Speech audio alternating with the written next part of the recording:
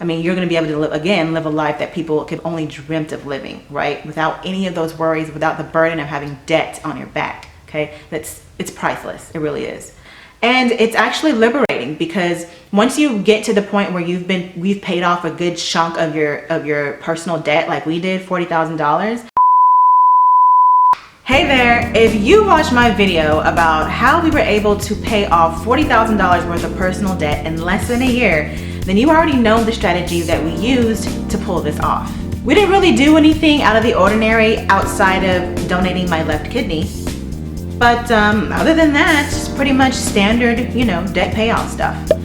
Well, for today's video, I want to talk about the more nuanced issues that I encountered while trying to pay off my debt. Because I'm sure if you're on a debt-free journey like myself, then you'll probably encounter these issues as well. You are watching Finance Tea with Valerie, and if you are a returning subby, hey boo, and if you're new here, please subscribe so you can join the tea party. So let's get into the tea about what life is like on a debt-free journey, and if it's all it's cracked up to be. Okay, so the first thing that I encountered, that my husband and I encountered during our journey of paying off $40,000 worth of personal debt is the social pressures.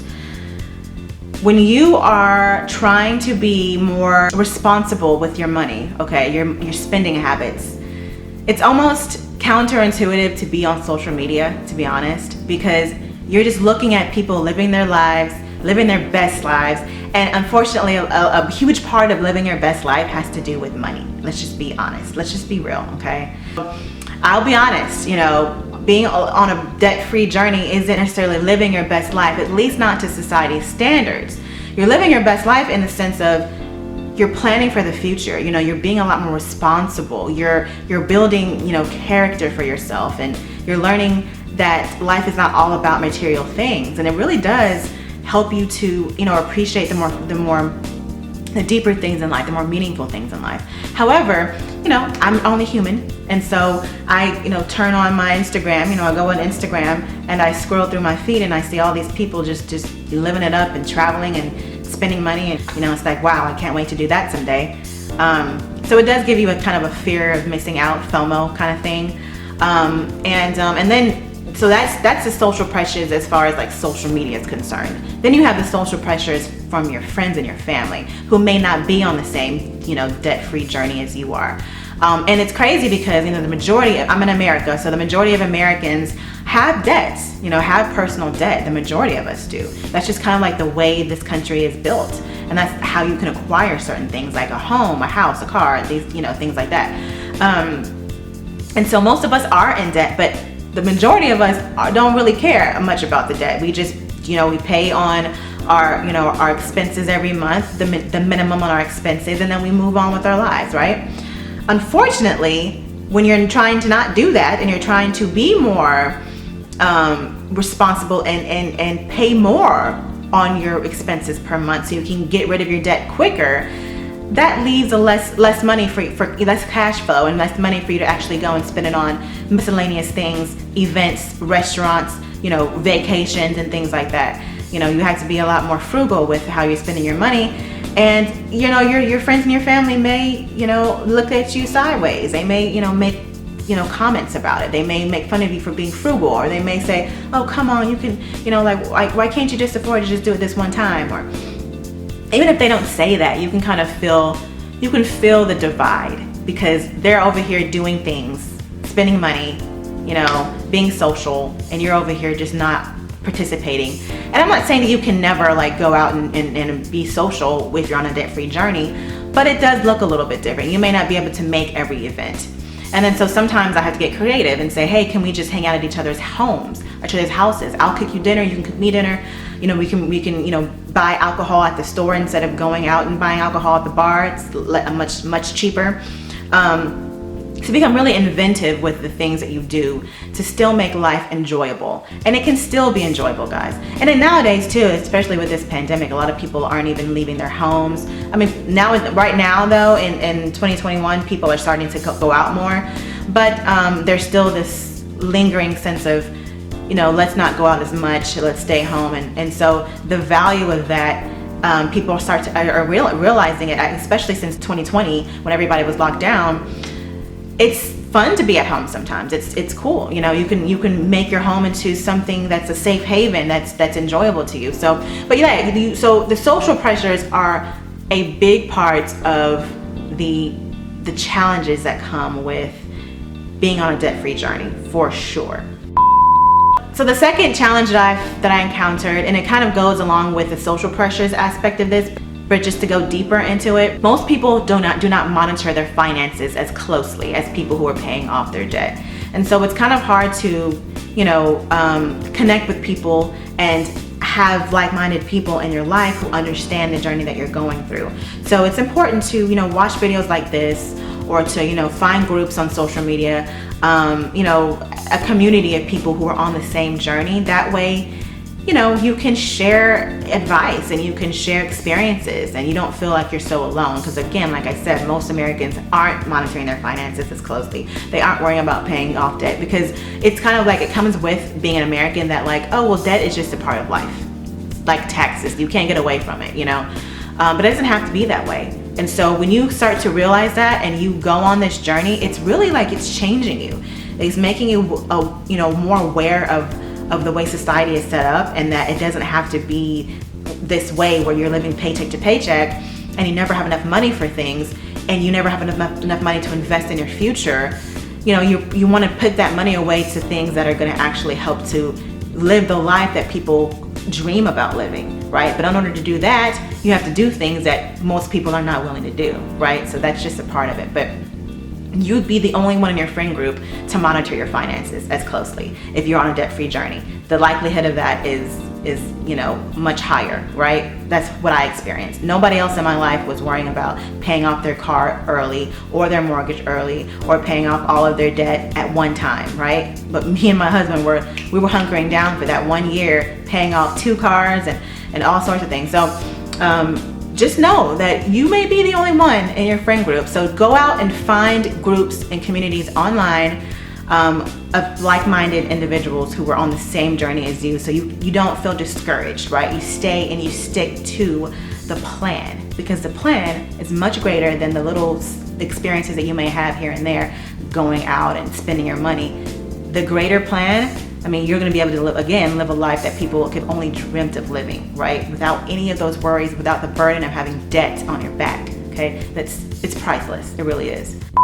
Okay, so the third thing, in line with those first 2 issues that I encountered, the third thing is that you end up having to say no a lot. You learn how to say no, how to stand in your ground, and how to not be so accommodating to people and to just situations. So you have to turn away a lot of, you know, people, a lot of invitations for things that require money.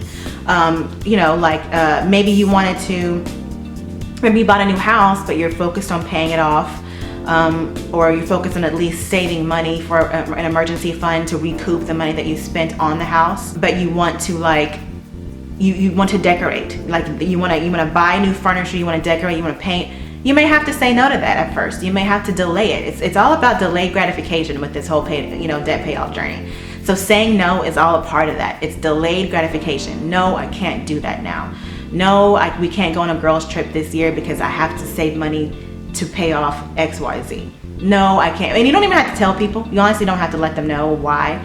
You could just say no. You know, they don't have to be in your funds and your money. But if you wanted to be honest and be transparent with your friends, then you can tell them. But it's honestly nobody's business. But you really do have to say no, though. You have to look towards the future and just not let the distractions get in the way of you actually reaching your goal. So delayed gratification, you saying no, is all a part of the process.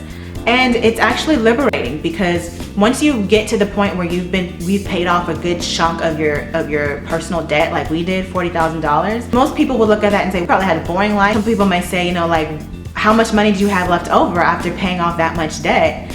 And when I look back at that time in my life, I like the fact that I was able to own my time and my money and my finances, and to say no, and to not feel pressured to buy things or to do things in a certain time frame, because the end result is so much better, right? And the delayed gratification, it's almost equivalent to like the idea of compound interest. Compound interest relates to so many different aspects in life, not just investments. Compound interest has to do with your time as well. When you put time into something that you're working towards, that time compounds. Eventually you will reap the benefits of the time that you invested in whatever it is that you're trying to accomplish. And then so compound interest works in the same way as far as being on this debt-free journey. You're of course saving money in the background. You're compounding that savings to where you can put a lump sum on whatever it is you're trying to pay off. But it also compounds in the sense of you're delaying the inevitable, which is your debt-free life. And it's the inevitable, the life that you want to live. And it's so much bigger than just this small moment in time where you're saying no to things, and when you're, you know, not going on vacations, or you're not spending money, or you're not being able to do these things, going to nice restaurants or buying clothes all the time. Because all of that no will compound and keep compounding over the years or over the months of your journey until the end, where it's a big fat yes. And it's like, yes, now all those no's have accumulated into this gigantic opportunity and yes and freedom and all of these things that you have to do in your life. You can move around much more freely, and it's much better than just those little instances that you had to say no. So anyway, but yes, it's you having to say no, you having to delay gratification, but during that delay there's a compound going on. There's a brewing going on underneath the surface, and your glow up is right around the corner. So the last thing that I experienced during this payoff journey is that the closer you get to the payoff, it's so exciting. You will be so excited.